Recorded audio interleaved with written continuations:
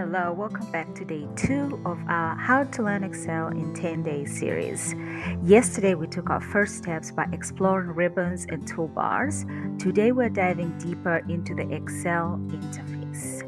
Hi again, it's Diane. I hope you had a productive time exploring Excel's toolbars yesterday. Today, it's all about mastering the basics of columns, rows, cells, and sheet tabs. Think of Excel as a giant grid where columns meet rows to create cells, each with its own unique address.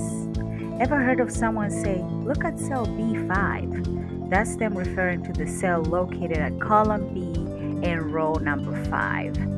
Now, it might sound elementary, but knowing how to pinpoint specific cells and ranges is foundational.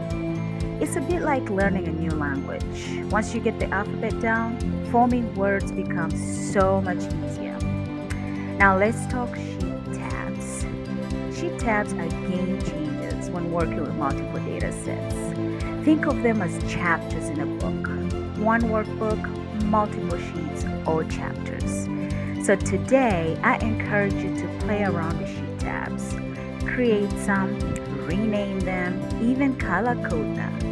And if you're feeling stuck, Excel's help feature is your best friend. Whenever you're unsure about a function or need a quick tutorial, click on that help icon. So your mission for day 2 is clear.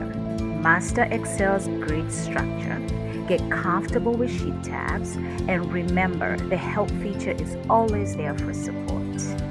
But before we wrap up, just a reminder, this series provides the roadmap, but it's up to you to drive the journey. Remember to practice what you learn, and if you're craving some more detailed guidance, don't forget about our comprehensive Excel Simplified course.